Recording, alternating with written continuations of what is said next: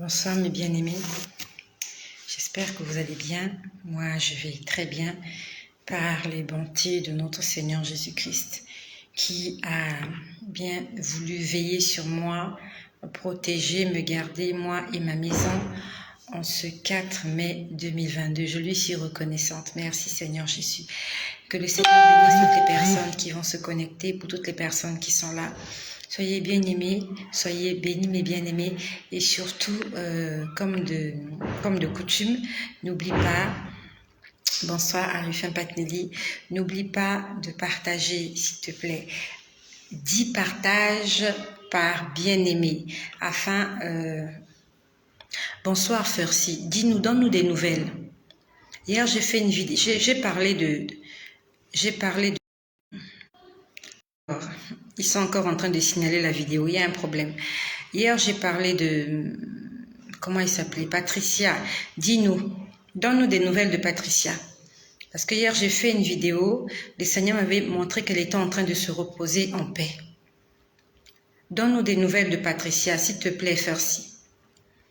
Le soir, quand on a prié pour Patricia qui était dans le coma, ce soir-là, je me rappelle quand je suis montée me coucher, je me suis vraiment concentrée, j'ai prié pour elle et je la voyais en train de dormir en paix.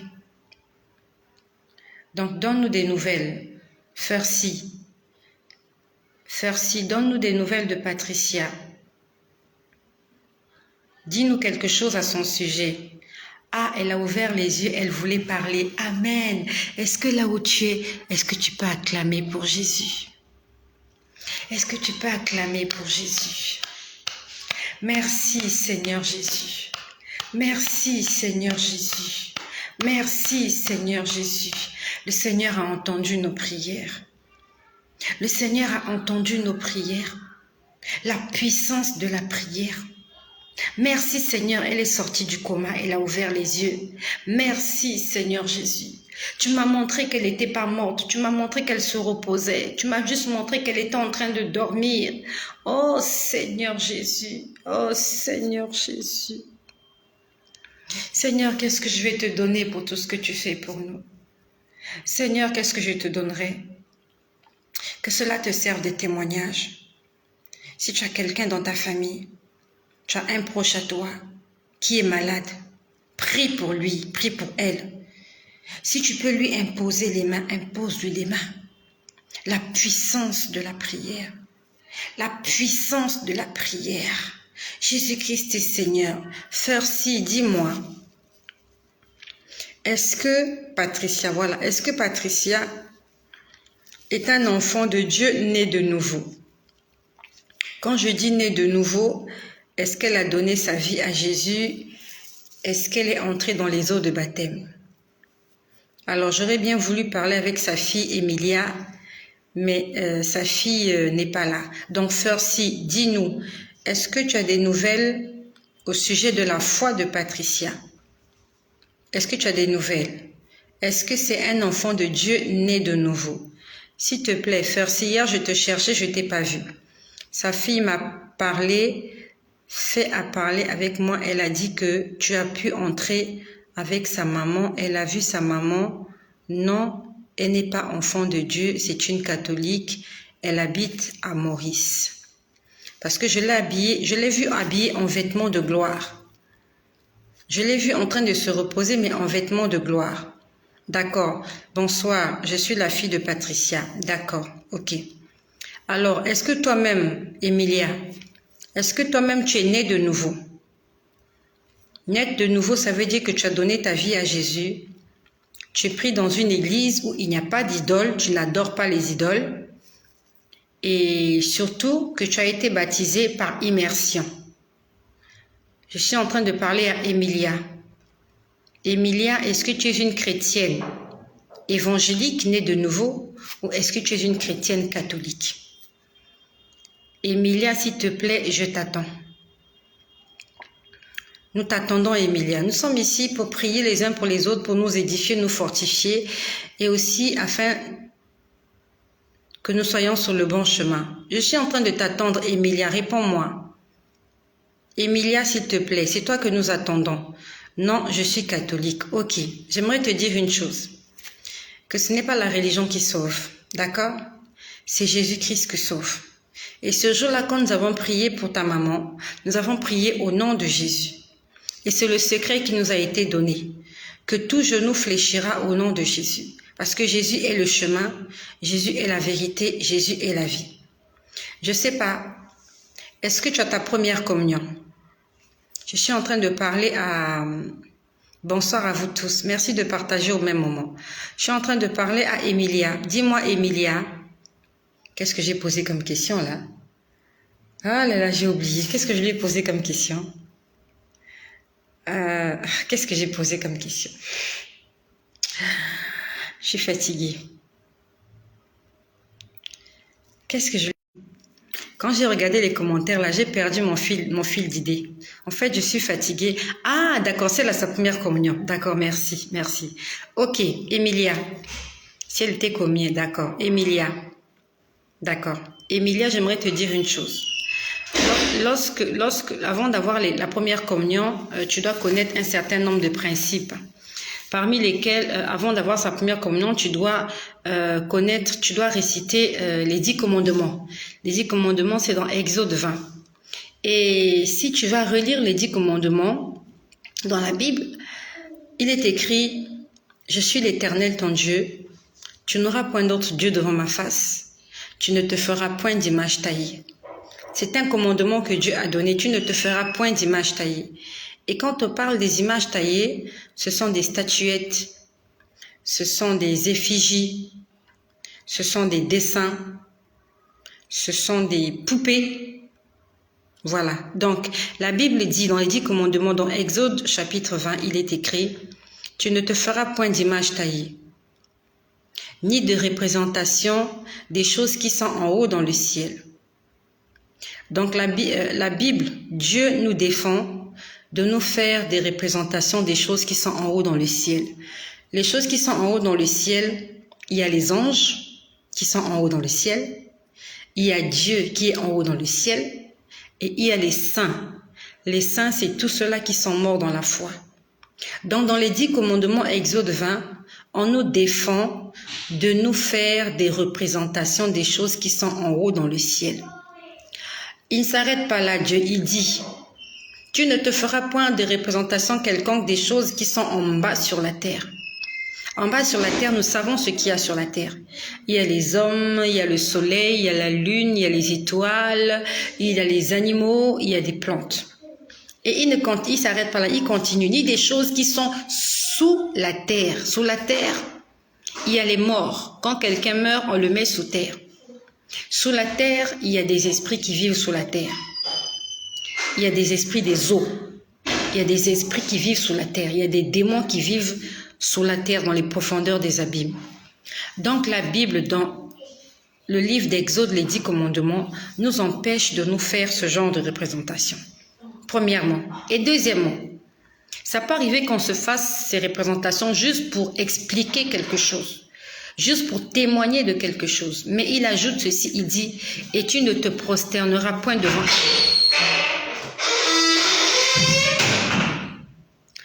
Il dit, tu ne te prosterneras point devant elle. Ça veut dire que dans les 10 commandements, Dieu nous interdit de nous prosterner devant une photo. Se prosterner, ça veut dire tu t'agenouilles. Tu vénères la photo. Tu vénères l'image. Même si c'est l'image de Dieu, Dieu a interdit cela. De se prosterner devant une photo qui représente Dieu. De se prosterner devant une image qui représente les anges, de s'agenouiller devant une photo, une image ou une statuette qui représente un saint. Quand on parle de saints, on parle de ceux qui sont morts dans la foi. Et parmi les personnes dont on parle dans la Bible qui sont morts dans la foi, nous avons d'abord les disciples de Jésus, les apôtres. Nous avons Marie, la mère de Jésus. Parce qu'on nous dit que le jour de la Pentecôte, dans Actes chapitre 2, le jour de la Pentecôte, dans la chambre haute, Marie, mère de Jésus, était là aussi présente. Marie était là. Après la mort de Jésus, Marie s'est alliée avec les disciples. Elle a commencé à marcher avec les disciples, chose qu'elle ne faisait pas avant. Nous avons beaucoup de respect pour cette femme-là que Dieu a choisie pour accomplir sa mission. Mais la Bible nous défend de nous prosterner devant une image quelconque, même si c'est celle de Marie, la mère de Jésus. La Bible nous défend. Donc, Emilia, je remercie le Seigneur pour ta croyance. Merci de croire en Jésus. Je remercie le Seigneur de t'avoir appelé ici. Mais nous devons nous dire la vérité à la lumière de la parole de Dieu. Dans 1 Corinthiens au chapitre 6, il est écrit « Aucun idolâtre n'héritera le royaume des cieux ». Il y a un débat au sujet de l'idolâtrie. Quand tu ouvres le dictionnaire, c'est quoi un idolâtre? C'est quelqu'un qui se prosterne devant une idole. Le problème, c'est qu'il y a des gens qui veulent jouer avec les mots. Que non, le fait de se prosterner devant une image, c'est lui donner du respect, c'est pas de l'idolâtrie, je suis désolée. À partir du moment où tu vénères une image, tu la respectes, c'est de l'idolâtrie. À partir du moment où tu adresses une prière à une photo, à un dessin, à une statuette, tu es en train d'adorer. Donc, arrêtons de jouer sur les mots. Arrêtons de jouer sur les mots. Appelons chien par chien, chat par chat. Toutes les personnes qui donnent du respect à un bout de bois, à un morceau de tissu, à une photo, à une image, à un dessin, quelle que soit sa nature, quelle que soit la consistance, quel que soit le dessin de cette chose, c'est de l'idolâtrie. Même si dans ta maison, tu as la photo de ton père qui était décédé, et que quand tu es dépassé, tu regardes la photo, tu te mets à parler à la photo, c'est de l'idolâtrie. Parce que notre Dieu est un Dieu jaloux.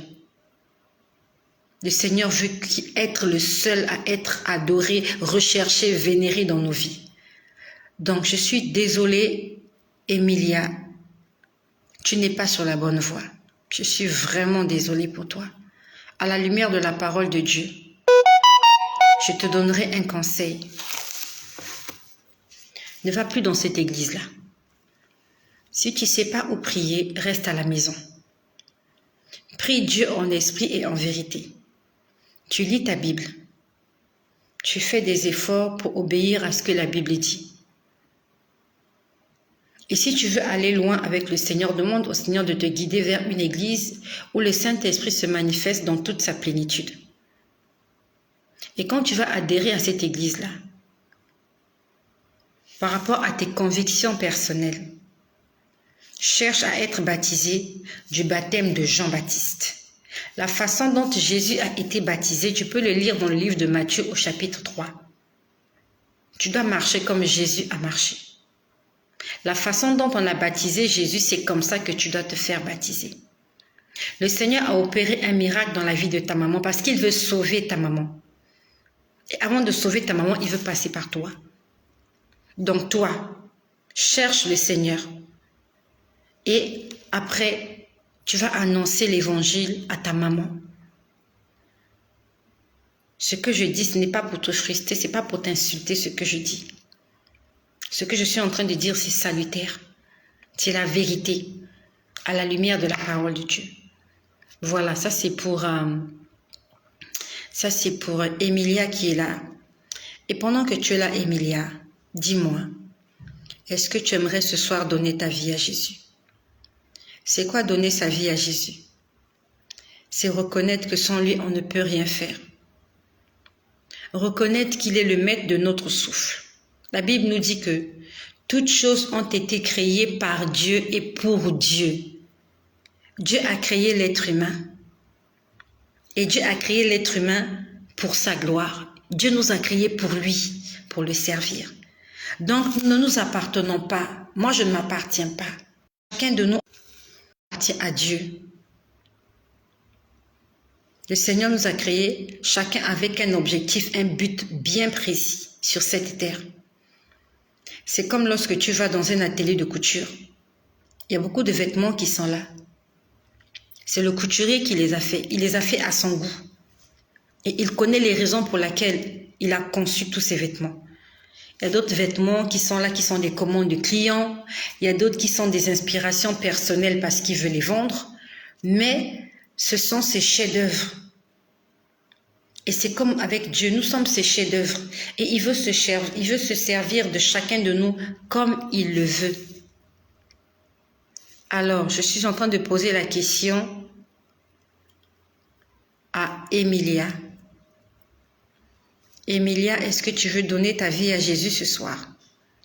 Si oui, réponds-moi. Nous allons faire une prière. Nous allons faire cette prière tous ensemble. Et toi et moi et tout le monde qui est là. Et cette prière que tu vas faire ce soir, quand tu iras voir ta maman, si elle peut s'exprimer audiblement, tu lui demanderas de faire la même prière. Et le Seigneur est en train de parler à ton cœur ce soir. Et la Bible nous dit que si vous entendez sa voix, n'endurcissez pas votre cœur. Parce qu'on ne sait pas ce qu'un jour peut enfanter. Aujourd'hui, le Seigneur te tend la main afin de te sortir des ténèbres. Ce n'est pas la religion qui sauve, ce n'est pas le fait d'être catholique ou protestant ou quoi que ce soit qui va te sauver. Tu seras sauvé si tu marches avec Jésus et pour Jésus. Donc, Emilia, j'attends ta réponse. Si tu dis oui, nous allons prier. Si tu dis non, je vais continuer mon partage. Et nous allons laisser le Saint-Esprit te convaincre de justice, de péché et de jugement. Si tu veux réfléchir, c'est comme tu veux. Je veux juste une réponse de ta part. Emilia, oui, merci. Merci. Merci Daniel Warren, merci. Alors, premièrement, nous allons prier, mais avant qu'on ne prie, je vais te donner quelques principes. La nouvelle naissance, ça veut dire que toute chose devient ancienne. Tout ce que tu as fait avant ce jour, Dieu va l'oublier, Dieu va l'effacer ce soir. Parce que tu commences une nouvelle vie avec Jésus. Et une nouvelle vie avec Jésus signifie tu dois marcher avec Jésus. Tu dois faire ce qu'il te demande de faire. Tu dois faire ce qui est dans la Bible. Alors, la seule chose que le Seigneur te permet d'avoir à la maison, c'est la Bible. Rien que la Bible pour tes moments d'intimité. Il n'y a pas de livre de prière que tu dois utiliser pour quoi que ce soit. La Bible, c'est notre modèle, la Bible, c'est notre référence. Donc, si tu as des livres de prière, je suis désolée, je sais que ça te fera mal au cœur, tu dois t'en débarrasser. C'est pas la peine de les offrir à quelqu'un. Tu te débarrasses de ces livres de prière. Parce que tu ne connais pas l'esprit avec lequel ces personnes-là étaient animées quand ils ont fait ces livres de prière-là. Que le Saint-Esprit puisse te convaincre de la véracité de ce que je suis en train de dire. Si tu as des statuettes, si tu as des croix, si tu as des chaînettes avec des images dessus, si tu as des photos de Marie, tu as des images des saints, des anges, tu dois t'en débarrasser. La seule chose qui doit te rester, c'est ta Bible et ta foi. La Bible et la foi. Tu ouvres ta Bible, tu la lis. Tu mets en application ce que la Bible te demande de faire. Tu mets ta foi. Et c'est comme ça que ça marche. C'est pas de la magie. Il n'y a pas de magie dans ce que nous faisons. La dernière fois, on a prié pour ta maman. On a prié au nom de Jésus. Je n'ai pas utilisé de chapelet. Je n'ai même pas récité un psaume. On a dit ce qui sortait de notre cœur. Et on a déclaré. Et le Seigneur nous a écoutés.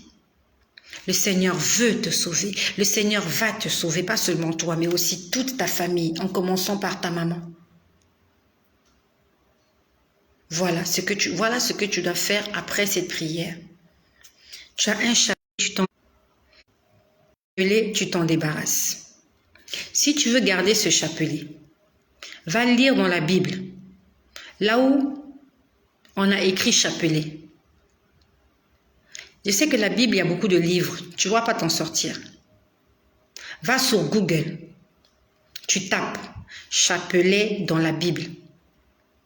Et tu viendras me donner le verset dans la Bible où on a parlé du chapelet. Si dans la Bible on a parlé du chapelet, je t'autorise d'utiliser le chapelet quand tu pries. Va taper dans la Bible, livre de prière. Est-ce que Jésus demandait à ses disciples de lire des livres de prière? Si tu trouves ça, continue avec tes livres de prière. Va lire la Bible. Va rechercher là où Jésus avait demandé à ses disciples, il faut vous prosterner devant la statuette d'un tel ou un tel. Si tu trouves un passage biblique dans la Bible où Jésus a demandé aux gens de s'agenouiller devant sa mère, de s'agenouiller devant son père, de s'agenouiller devant, je ne sais pas moi, des poissons. Si tu lis ça quelque part dans la Bible, fais-le. Parce que le jour où tu comparaîtras devant le tribunal de Dieu, tu diras à Dieu, c'était écrit dans la Bible. Mais si ce que je dis est la vérité, alors obéissons à la vérité. Aujourd'hui, ça sera une nouvelle vie pour toi. Et il faut que tu arrêtes avec toutes les mauvaises habitudes. Emilia, est-ce que tu es mariée? Est-ce que tu es mariée? Ou est-ce que tu vis avec quelqu'un? Je suis en train de parler à Emilia. Aujourd'hui, le Seigneur veut sauver Emilia. Emilia, est-ce que tu es mariée ou est-ce que tu vis en concubinage avec quelqu'un? Non, tu n'es pas mariée, ok. Est-ce que tu as un petit ami ou un fiancé?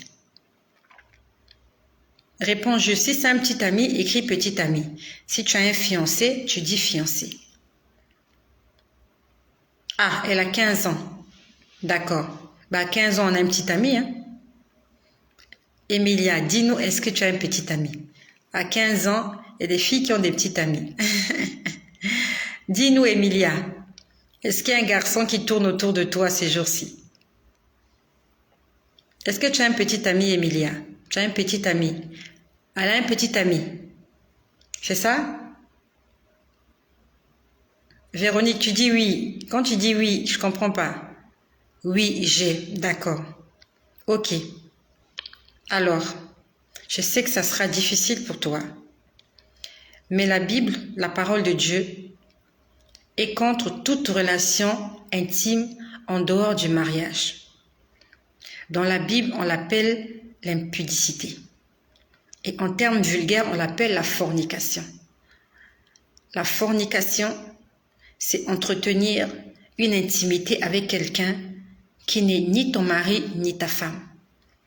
Et aux yeux du Seigneur, c'est un péché. Je sais que tu aimes beaucoup ce garçon.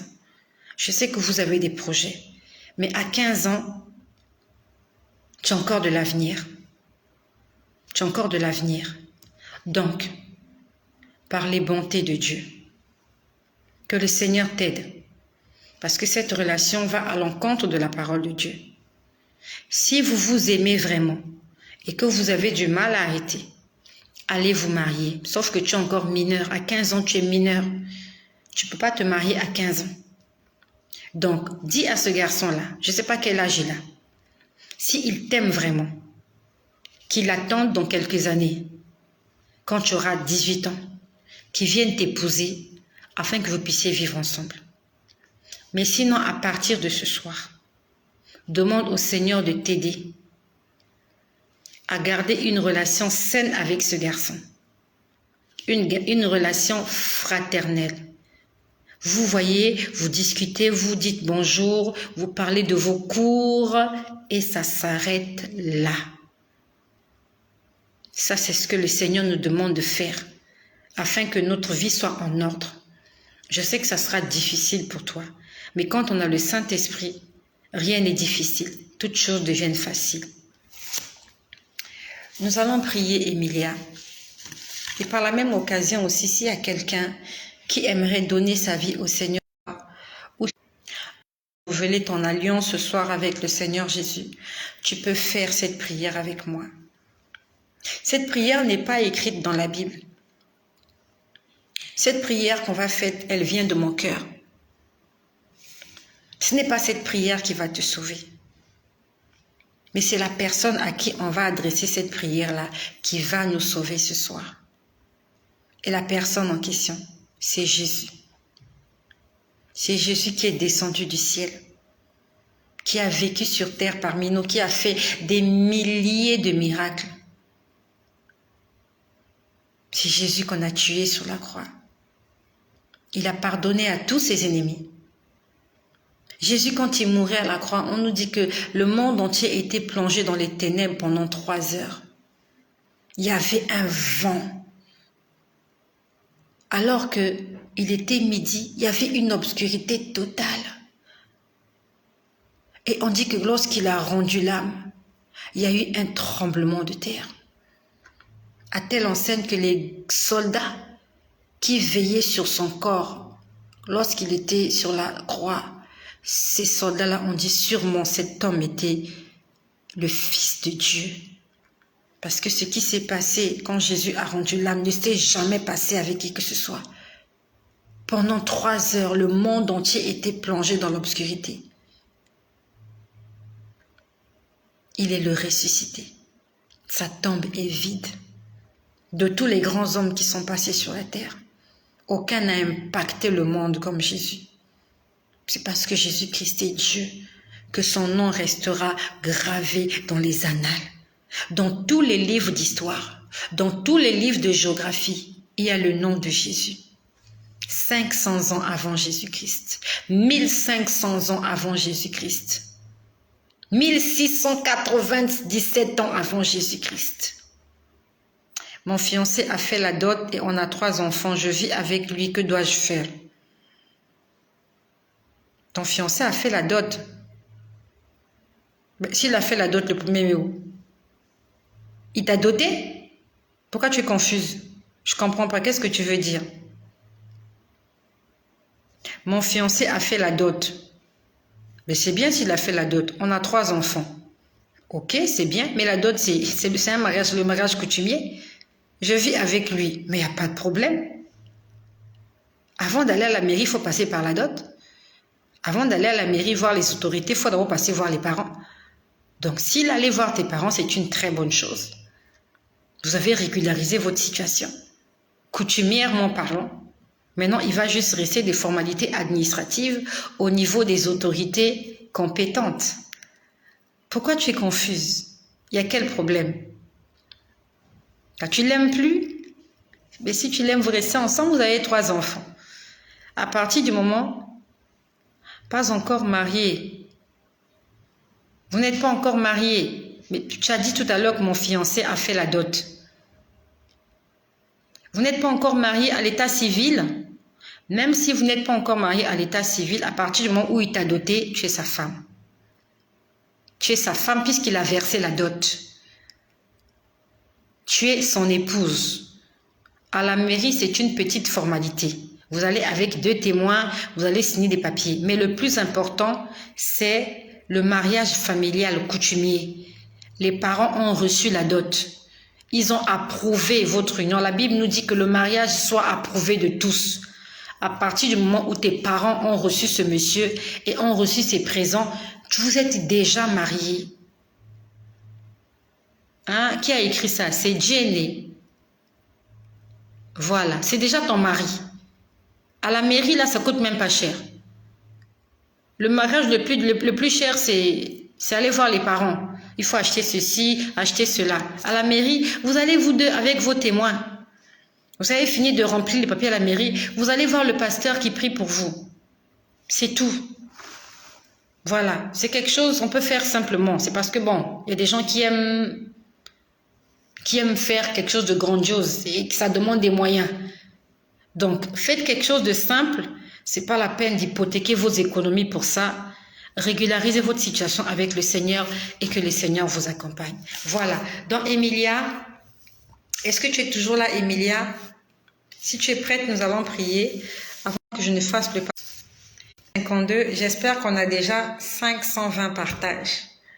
J'espère que chacun de nous parle là. D'accord. Merci, Emilia. Tu es là. OK.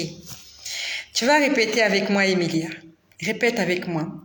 Et si toi aussi qui es là, tu as été touché par cette petite exhortation, tu aimerais donner ta vie à Jésus ou tu aimerais renouveler ton alliance avec le Seigneur Jésus, tu peux le faire ce soir. Ce n'est pas un péché. J'aimerais que tu dises avec moi, Seigneur Jésus, merci pour ce jour si spécial. Seigneur Jésus-Christ, j'ai entendu ta parole et je crois en toi. Je crois que tu es le Fils de Dieu. Je crois que tu es Dieu. Je crois que tu es venu sur terre et que tu as donné ta vie. Tu as versé ton sang afin que je sois sauvé, afin que je sois libéré, afin que je sois délivré, afin que je sois guéri, afin que je sois restauré. Pas seulement moi seul, mais avec tous les membres de ma famille. Seigneur Jésus, ce soir, je te donne mon cœur. Ce soir, Seigneur, je t'invite dans ma vie. Viens prendre possession dans mon être tout entier. Seigneur, j'aimerais te servir. Seigneur, j'aimerais t'obéir. Seigneur, j'aimerais que tu sois mon ami, mon confident. J'aimerais que tu sois ma raison de vivre. Seigneur Jésus, ce soir, devant Dieu, devant les hommes, devant les anges, je me donne totalement à toi. Je te demande pardon pour tous mes péchés, en pensée, en parole, par action et par omission. Et je prie que le Saint-Esprit de Dieu descende sur moi ce soir et me remplisse de sa plénitude. Seigneur Jésus, écris mon nom dans le livre de vie de l'agneau. Aide-moi dans ma marche sur cette terre, afin que je te serve, toi et toi seul, mon Maître, mon Dieu et mon Roi. Amen. Voilà, ça c'était pour notre sœur Emilia. Emilia, sois forte, tu es une jeune fille de 15 ans, tu as de l'avenir. Le Seigneur veut se servir de toi pour des choses extraordinaires. Et cette prière, tu peux la faire répéter à ta maman quand elle pourra s'exprimer aisément. N'oublie pas de lui dire que nous avons prié pour elle, afin que le Seigneur la sorte du coma. Il devait la débrancher. Et s'il avait débranché aujourd'hui, tu serais orpheline. S'ils avaient débranché ta maman, tu serais orpheline aujourd'hui. Mais Jésus n'a pas voulu que tu sois orpheline. Le Seigneur a intervenu à temps. Le Seigneur a intervenu à temps pour que toi, tu ne sois pas malheureuse. Si on avait débranché ta maman, aujourd'hui, elle serait à la morgue. Et la semaine prochaine, vous l'aurez enterrée. J'aimerais te dire que le diagnostic des médecins est faux. Tant que Jésus n'a pas dit son dernier mot, le diagnostic des médecins est faux. Les médecins ont dit qu'elle était dans le coma. Elle était sous assistance respiratoire. Et ils voulaient la débrancher parce qu'ils n'avaient plus d'espoir.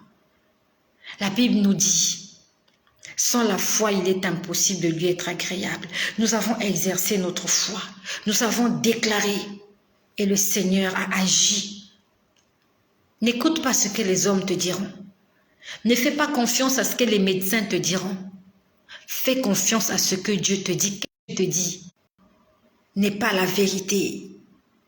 La réalité qui est en face de toi, cette montagne que tu vois, ce n'est pas une montagne, tu peux l'écraser avec tes pieds. Le Seigneur est vivant. Aujourd'hui, Patricia serait décédée. Si toi et moi, on n'avait pas prié tous ensemble, Au nord, au sud, à l'est, à l'ouest. Nous sommes concentrés, nous avons prié pour elle. Et le Seigneur agit.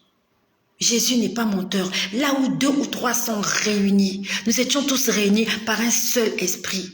Même si chacun de nous est dans son petit coin de la terre. Mais le Seigneur a vu la force, la flamme de cette prière afin de sauver cette famille. Parce que toi, tu as été là. Et si aujourd'hui, Emilia est là, c'est parce que quelqu'un l'a invitée. Et cette personne-là l'a invitée parce que cette personne-là a été connectée. Et cette personne a été connectée parce que quelqu'un, quelque part, a partagé cette vidéo. Tu as vu l'impact de partager la vidéo. Toi, tu ne me connaissais pas, tu ne me connais pas. Tu ne sais même pas dans quel pays je vis. Mais aujourd'hui, je suis arrivée dans ta maison, dans ton salon. Tu arrives à me regarder à travers ton écran parce que quelqu'un a partagé. Tu es là parce que quelqu'un a partagé. Et si tu partages, des milliards de vies seront sauvées grâce à toi. Nous sommes déjà à 55. J'espère que nous avons 550 partages pour la gloire de Jésus, afin de continuer à prier pour des gens malades. Fercy, ce jour-là, quand elle a écrit, elle ne s'imaginait même pas qu'on allait lire ce message. Mais le Seigneur a attiré mon attention sur ce message. Il y a tellement de messages qui défilaient. Le Seigneur m'a dit, regarde ce message-là. Il m'a dit, priez pour cette femme-là.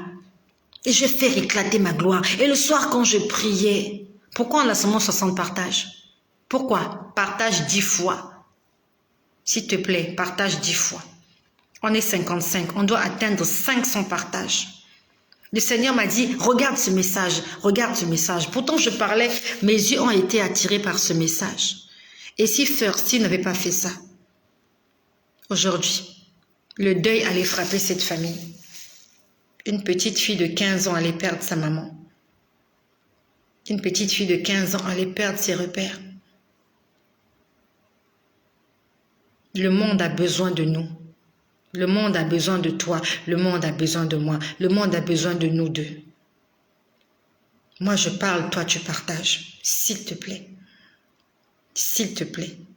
503 partages, c'est insignifiant. Allez voir les vidéos, les bêtises. 1 million de partages, 2 millions de partages ici à la vie.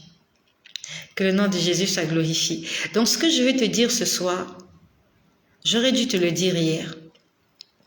En fait, hier, quand j'étais en train de prier pour ma bien-aimée là, je vous en ai parlé hier, il y a une bien-aimée qui avait quitté son pays, qui est allée faire des études à l'étranger, elle a terminé ses études, elle voulait repartir, on a prié, le Seigneur a dit non. Donc pour ceux qui étaient là hier, ils savent de quoi je parle. Il y a quelque chose que j'avais oublié et le Seigneur me l'a rappelé hier après la vidéo. En fait, quand j'ai commencé à prier pour cette bien-aimée là, j'ai vu 2 fois des gens danser. Les gens étaient en train de danser. Ils chantaient en une langue, c'était pas du français. Ils dansaient, ils dansaient, ils dansaient, ils dansaient. Honnêtement, je comprenais pas ce qu'ils disaient. Je me suis dit, mais c'est quoi? Est-ce que c'est de la magie? C'est de la sorcellerie?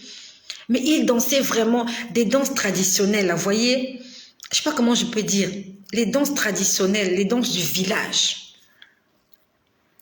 J'ai vu la première fois, je me suis dit, mais c'est quoi cette image? En plus, ce qu'ils disent, je sais même pas qu'est-ce qu'ils sont en train de raconter. J'ai encore vu une deuxième fois les gens danser. Mais ils dansaient avec leur cœur. Vous voyez, quand les gens dansent les chansons traditionnelles, je ne sais pas, tu es de quel pays?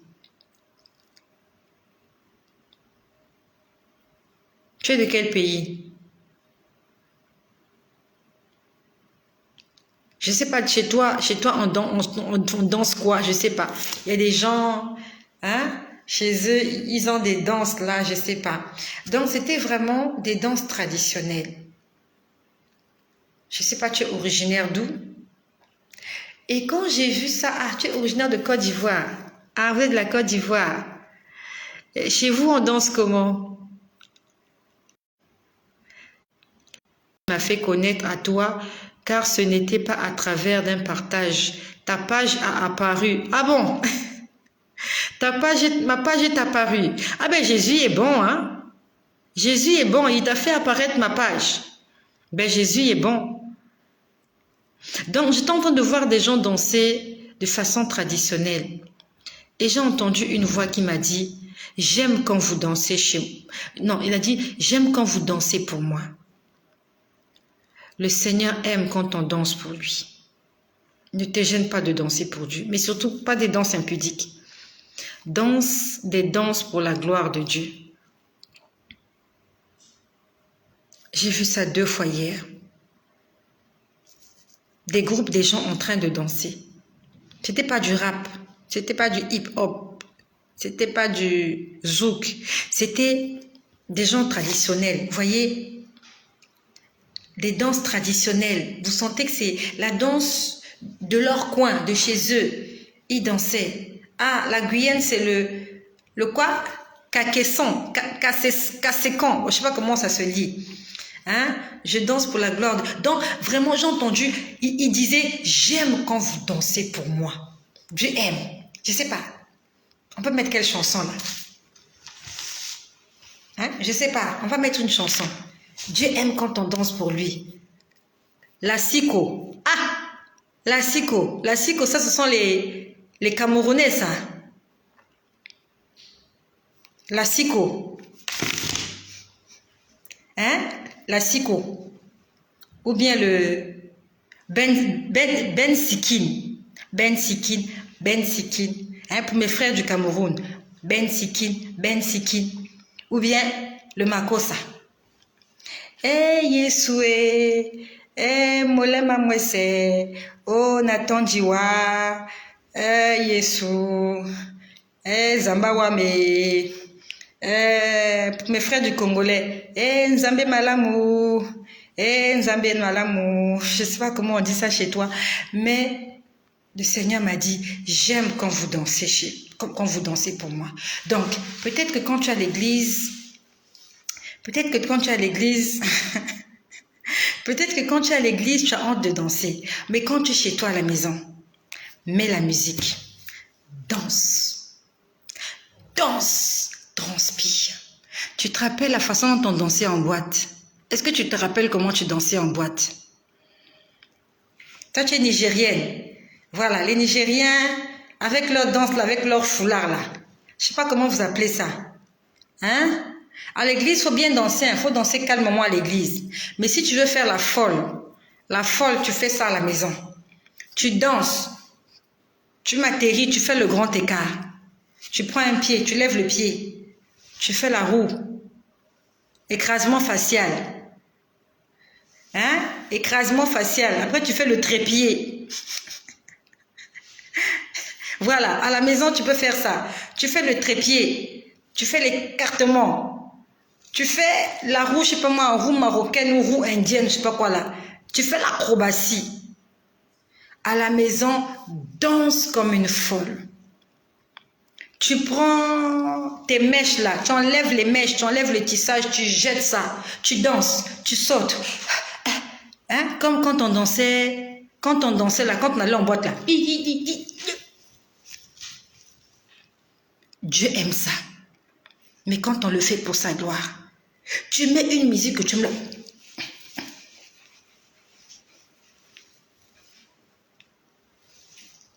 Ce que tu faisais en boîte là, fais-le pour Dieu.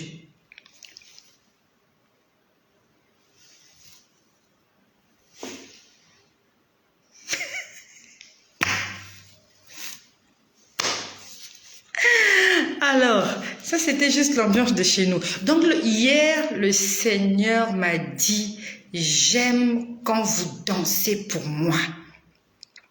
Ne danse pas des danses traditionnelles pour les sorciers. Pas le zouk.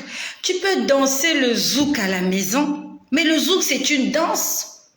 Mais tu danses pas ça avec le mari de quelqu'un. Tu peux danser le zouk chrétien chez toi. Jésus, t'es l'amour de ma vie. T'es l'amour de ma vie. Tu peux danser. Après, tu fais la roue. Quand tu atterris, jambes écartées, écrasement facial. L'enchaînement qu'on fait au baccalauréat là. Quand tu entends la musique de Dieu, fais l'enchaînement. Hein? Fais l'enchaînement que tu as fait au baccalauréat. Fais l'enchaînement. Quand tu es seul chez toi, là, tu danses, tu sautes, tu cries, tu hurles, tu danses comme une folle. La façon dont on dansait quand on allait en boîte, là. Tu te rappelles comment tu dansais, comment tu étais en boîte? Moi, je me rappelle quand j'entrais en boîte à 20h, je restais debout jusqu'à 6h du matin. Il n'y a que les musiques que je n'aime pas qui me faisaient asseoir. Mais quand il y a une musique que j'aime, je suis debout. Je danse, je danse. Quand j'ai mal aux pieds, j'enlève les chaussures. Je saute sur la piste, je saute, je danse. Aujourd'hui, nous devons le faire pour la gloire de Jésus. N'allons pas en boîte, faisons-le à la maison. Tu es là, tu es en cycliste. Tu danses jusqu'à te fatiguer. Et le Saint-Esprit inonde ta maison, la présence de Dieu est là. Le Seigneur m'a dit hier, j'aime quand vous dansez pour moi. La deuxième des choses qu'il m'a dit hier, il m'a dit, ne vous arrêtez pas au baptême. Ce que je te dis là, c'est pendant que je priais pour ma bien-aimée hier. Donc le Seigneur a glissé des messages comme ça, mais hier quand je vous en parlais, j'avais oublié. Il m'a dit, ne vous arrêtez pas au baptême. Donc, toi qui as été baptisé par immersion, c'est une très bonne chose. Si tu n'as pas été baptisé par immersion, je te conseille vivement de te faire baptiser par immersion. Il faut qu'on te plonge dans l'eau. Le Seigneur a dit, ce n'est pas suffisant. Il me l'a dit hier. Tu as donné ta vie à Jésus, comme Emilia ce soir, c'est bien. C'est pas suffisant. Tu dois entrer dans les eaux de baptême. Baptême par immersion. Quand tu t'es fait baptiser par immersion, le Seigneur a dit hier, c'est pas suffisant. Il a dit, vous devez être baptisés du Saint-Esprit. Je l'ai entendu hier pour la énième fois, pendant que je priais pour notre bien-aimé qui voulait repartir dans son pays. Il m'a dit, vous devez... En fait, c'est comme si le baptême du Saint-Esprit, c'est la finalité. En fait, c'est le cadeau de Dieu. C'est le présent par excellence. La Bible nous dit, vous recevrez une puissance. Et avant qu'on nous parle de puissance, Jésus dit, attendez la promesse. Ça veut dire que lorsque tu es sauvé, la promesse que Dieu te donne, le cadeau que Dieu te donne, ton cadeau de mariage, ton cadeau de salut, c'est le baptême dans le Saint-Esprit. C'est une puissance qui viendra dans ta vie et qui va t'aider à marcher avec le Christ. Tu as besoin du Saint-Esprit. Nous avons besoin du Saint-Esprit. J'aimerais que là où tu es, que tu dises, Saint-Esprit, j'ai besoin de toi. Même si tu l'as dit hier, tu l'as dit avant-hier, tu l'as dit ce matin, répète-le avec moi. Saint-Esprit, j'ai besoin de toi. Saint-Esprit, baptise-moi. Seigneur, je veux être baptisé du Saint-Esprit. Seigneur, remplis-moi du Saint-Esprit. Parce que tu m'as dit que c'est la promesse. Le Saint-Esprit, c'est ce que tu nous as promis.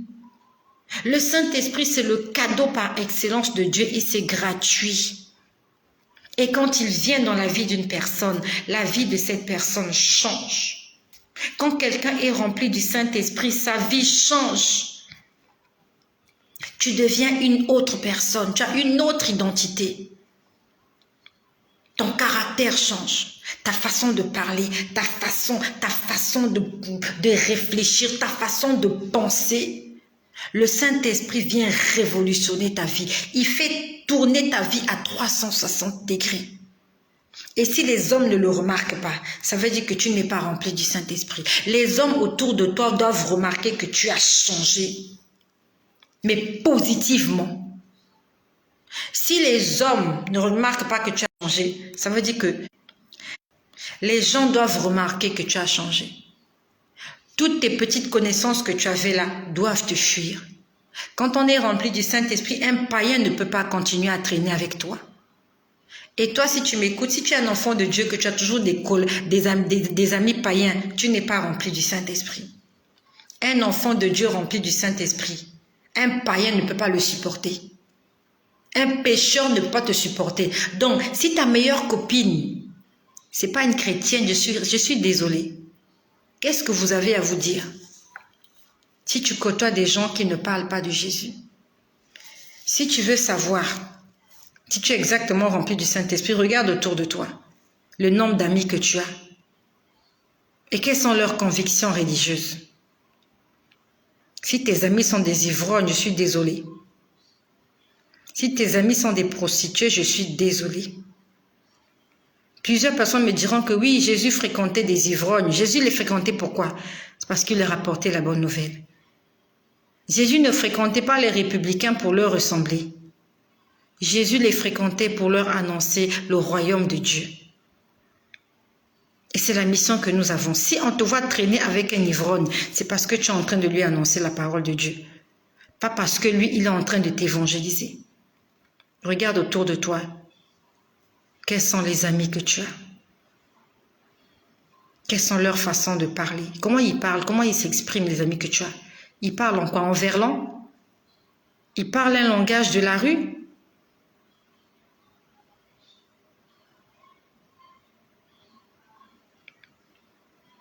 On doit remarquer qu'il y a quelque chose qui s'est passé en toi. Et cette chose qui s'est passée en toi, les démons ne peuvent pas le supporter. Ceux qui ne craignent pas Dieu ne peuvent pas supporter de rester avec toi. Parce que tu es zélé. Tu parles de Jésus à chaque instant. Et les démons ne peuvent pas te côtoyer.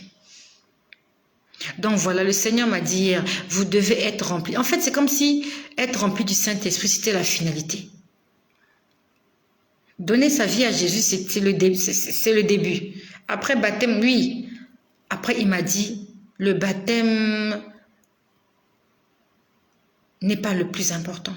Le plus important, c'est le baptême dans le Saint-Esprit, le baptême de feu, être rempli du Saint-Esprit. Et après, il m'a parlé, il m'a dit qu'il aimait quand on danse pour lui. Donc, il faut que tu t'en souviennes. Quand tu es chez toi, seul à la maison, mets de la musique, mets du gospel, danse, ne te gêne pas. Quand tu es à la maison, tu peux déhancher. Bouge ton derrière, bouge-le. Quand tu es à la maison, je dis à la maison, entre vous à la maison, pas dans la rue. À la maison, danse comme tu n'as jamais dansé. Fais des trucs pas possibles. Jésus-Christ aime cela. Alors, ce que je vais te dire ce soir, j'espère que je vais terminer par là. Ah, depuis que tu es rempli du Saint-Esprit, tu n'as plus d'amis. Ben voilà. Ça, c'est un vrai enfant de Dieu. Un vrai enfant de Dieu n'a pas des amis païens. C'est pas possible. Tu peux pas traîner avec des païens. Ils vont te fuir. Parce que toi, tu parles de la sanctification. Tu parles de la sainteté. Et le pécheur ne supporte pas ce genre de message-là.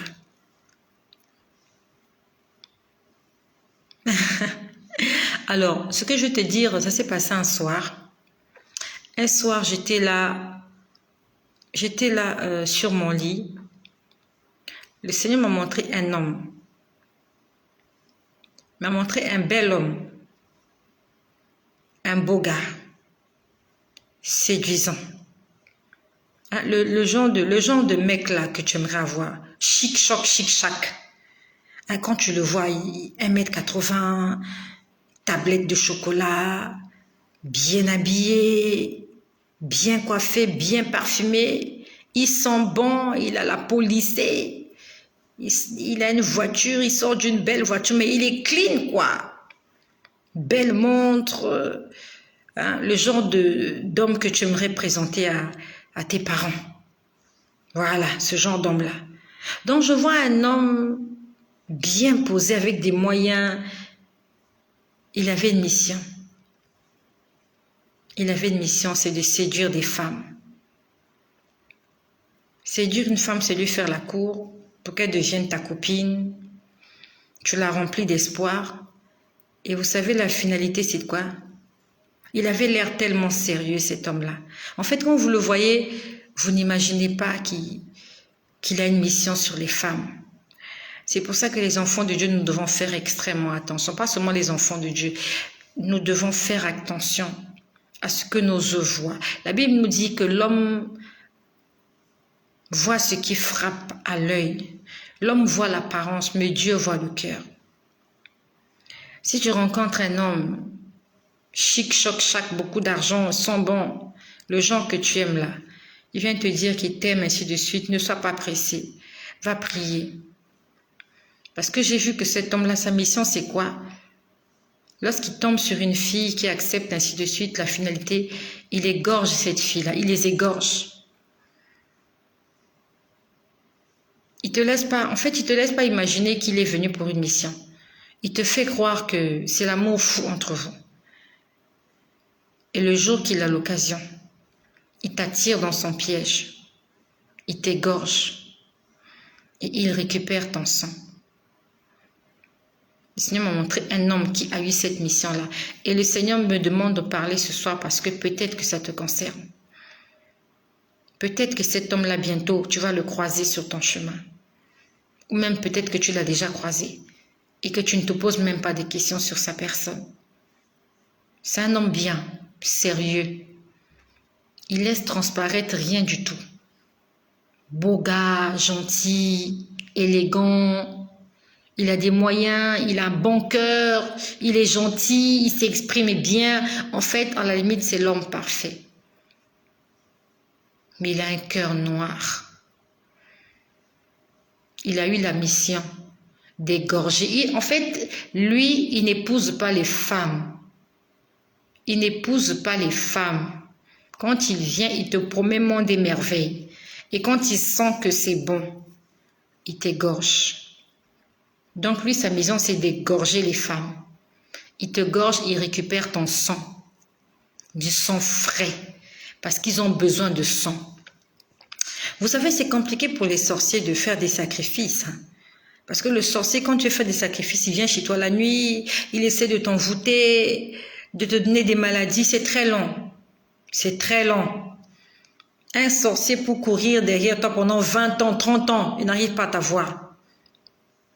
Mais si quelqu'un vient dans ta vie, qu'il t'égorge, après une relation de 6 mois, c'est tellement vite fait.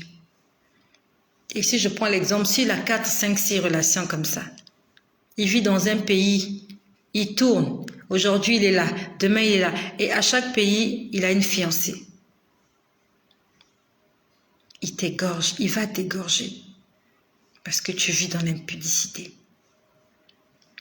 Parce que tu vis dans la fornication. Parce que tu ne crains pas Dieu.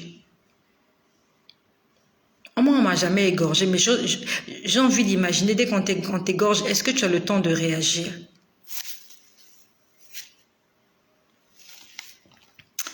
Tu n'as pas le temps de réagir. À peine on t'a égorgé, le sang gicle. Et comme il a besoin de ton sang, il va d'abord te rendre inconsciente pour que tu ne te battes pas, pour que tu ne luttes pas. Il va te droguer. Quand tu es drogué, il sent que tu dors. Il te met dans une position où quand tu vas t'égorger, juste au niveau de la carotide, tout ton sang va se vider dans un seau. Il va recueillir tout ton sang. Tu vas mourir dans l'inconscience. Tu n'auras même pas l'occasion de demander pardon à Dieu pour tes péchés. Parce que déjà le fait de te retrouver dans cette chambre-là, tu n'as pas le droit de te retrouver dans cette chambre. Tu lui as tellement fait confiance. Tellement fait confiance. Lui aussi, il t'a prouvé qu'il t'aimait. Mais il t'a mis une drogue dans la nourriture, dans la boisson. Et voilà comment tu t'affales sur le canapé. Lorsqu'il sent que tu es inconsciente, tu ne peux plus te battre, tu ne peux pas réagir. Tu es juste là en train de rêver. Je ne sais pas à quoi tu seras en train de rêver. Il va porter ses gants. Il va te couper la carotide juste un peu là. Il y a une artère là qui passe par là. Et le sang passe là très vite.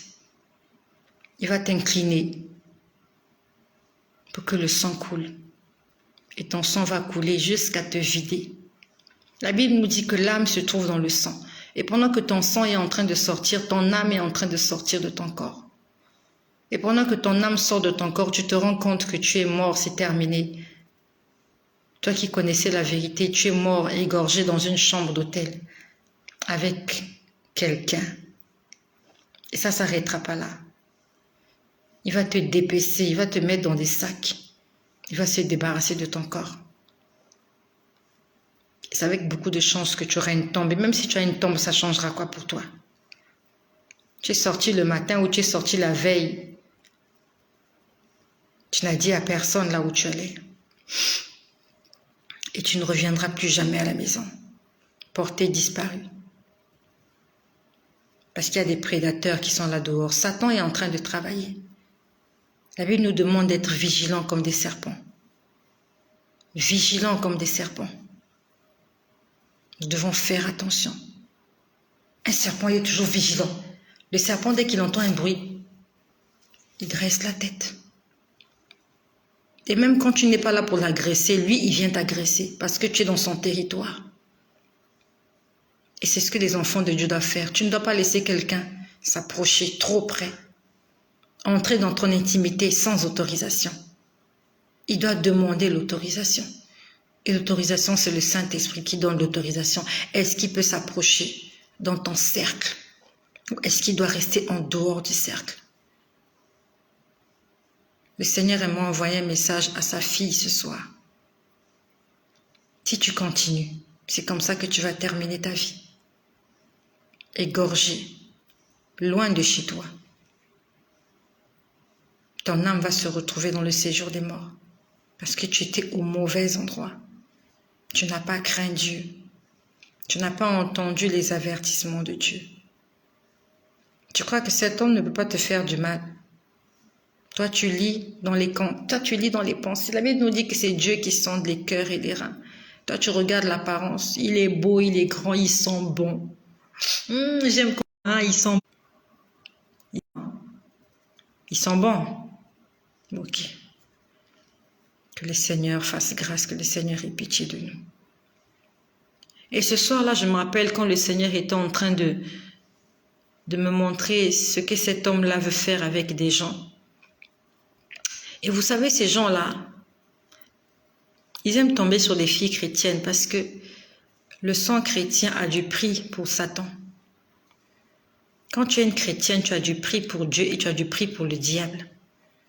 Le diable se fait un plaisir fou de boire le sang des chrétiens. Pour lui, c'est une victoire. Quand il a gagné la vie d'un chrétien, quand il a fait tomber un chrétien, mieux encore, le chrétien est tombé et il est mort.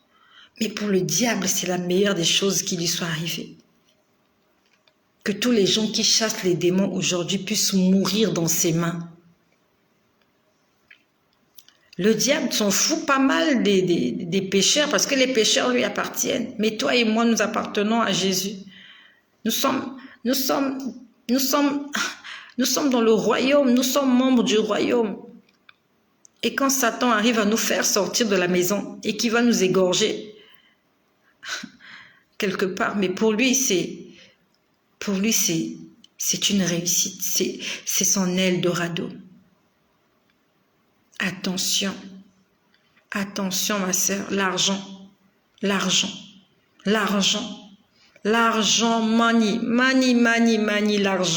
l'argent. Une fille chrétienne ne se met pas en couple avec un païen.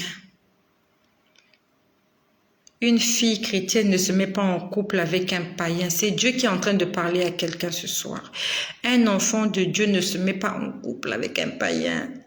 Même si ce païen-là a beaucoup d'argent, tu crois que tu vas le sauver. Toi, tu peux sauver quelqu'un. Regarde depuis que tu es avec lui là, tu lui as demandé de venir à l'église. Il est venu à l'église combien de fois? Il ne veut même pas entendre parler de Jésus. Et tu crois que quand vous allez vivre ensemble, qu'il va commencer à venir prier, vous n'allez même jamais vous marier parce qu'il va te tuer.